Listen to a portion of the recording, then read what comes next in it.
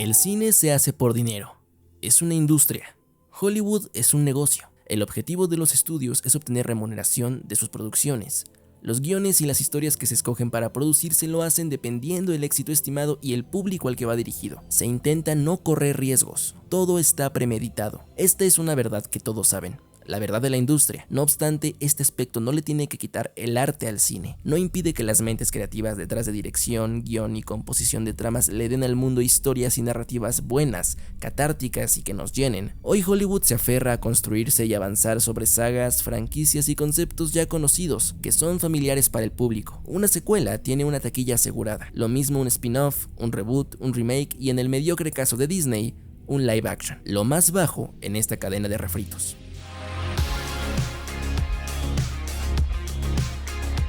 ¿Por qué es tan lamentable un live action ni la producción de Disney de estos? Porque es lo más sencillo y conformista. La tarea creativa de un reboot o un remake, a pesar de estar comprometida en cuanto a originalidad por ser una historia ya contada, es que esta ofrezca narrativamente algo diferente. Tienes la oportunidad de contarla de otra forma, darle nuevos tonos, llevarla a lugares nuevos, oscuros, ligeros, cómicos o serios. Puedes hacer películas de Batman cada 5 años, pero cada una tiene la oportunidad real de hacer cosas nuevas, de que el cómo la haga una historia diferente cada vez. Puedes hacer una secuela de Blade Runner con puros propósitos comerciales y aún así contarla de forma espléndida, dirigirla como se debe, fotografiarla con maestría, pero ¿qué ofrece un live action? ¿Qué nos ofrece ver la misma historia otra vez de forma exacta? Las mismas motivaciones de los personajes, los mismos diálogos, los mismos giros de trama que ya conocemos, el mismo tono, el mismo final, la misma película. La agenda de live actions de Disney que llenó sus carteleras en los últimos 3 años y los que faltan es un acto muy cobarde y perezoso. Su tarea es simple, copiar con fidelidad la historia original y venderle la idea a la gente de que entre más se parezca, mejor live action es. Ni siquiera intentan cambiar algo, ni siquiera intentan llevar estas historias a nuevos caminos más maduros o que se ajusten a ideas modernas pero que mantengan su universalidad. Incluso los live action se ajustan a la agenda política actual y diluyen la madurez de las historias originales. Y a pesar de no arriesgar nada, de presentar cero esfuerzo creativo, la taquilla va a estar llena. La estafa radica en que no nos venden nada nuevo y además dan un producto que notoriamente se hizo sin ganas, sin esfuerzo, sin intención. Por 5 años tienen estrenos asegurados dentro de una zona de extremo confort. Descaradamente traicionan sus tramas originales para ajustarlas a lo que sea que las masas consideren políticamente correcto actualmente. Y aún con todo esto, los live action anteriores, Bella y la Bestia, Aladdin, Dumbo, ofrecen siquiera una experiencia con actores en el plano. Y aunque las 3 son malas, al menos eso obliga a los realizadores a hacer cosas interesantes, a tener al menos un par de secuencias buenas dentro de los filmes. En el caso de Aladdin y La Bella y la Bestia, los números musicales. Pero entonces llegamos a El Rey León, el peor live action que Disney nos ha traído.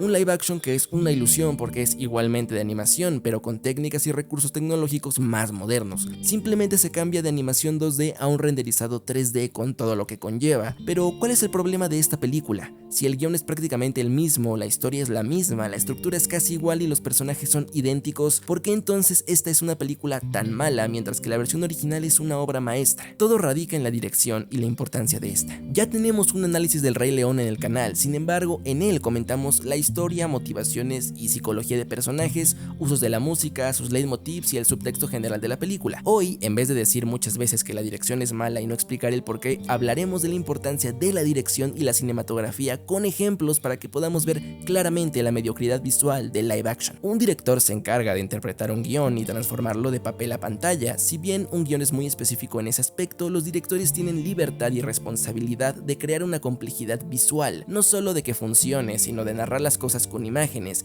de añadir o lograr correctamente lo que está en el guión, de crear emoción en la gente inconscientemente mediante esa complejidad visual que se verá en los planos y su selección de uso. Ya saben, tipos de planos, movimientos de cámara, etc. Para sintetizar todo aún más, vamos a tomar de ejemplo la escena de la estampida y muerte de Mufasa. La estampida es el punto de giro que separa el primer acto del segundo. Es importantísima para la película porque lo cambia absolutamente todo. Las emociones que la escena nos da son tensión, angustia y desesperanza. Los personajes van a perderlo todo, las traiciones se revelarán. es el punto más crudo y duro de la película. Entonces visualmente nos tiene que hacer sentir eso. La composición visual, tanto el montaje de la secuencia como la composición individual de cada plano, está pensada para que nuestras expectativas y preocupación se alcen. La escena tiene un ritmo y una evolución que poco a poco crece la sensación de que todo saldrá mal, de que el plan de Scar está funcionando.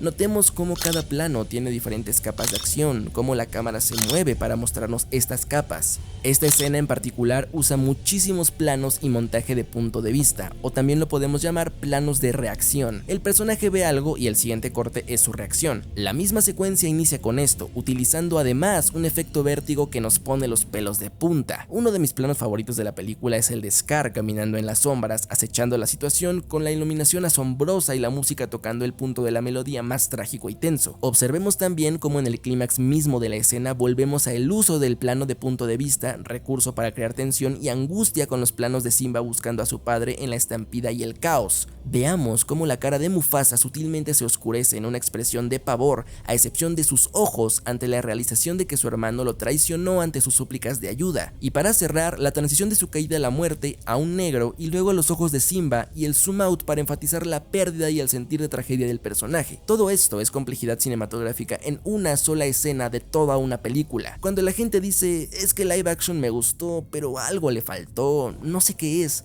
algo que no me hizo sentir lo mismo, pues es esto. Esto es lo que no te hace sentir nada, porque la dirección carece de todo esto. Es un relato ilustrado que visualmente te aburre. Otro ejemplo puede ser el gran momento en que Simba crece. El plano en el que canta por primera vez tiene dos capas de acción y un movimiento de cámara interesante. Eso sutilmente te hace sentir cosas. El live action, en cambio... Se preocupa, sí.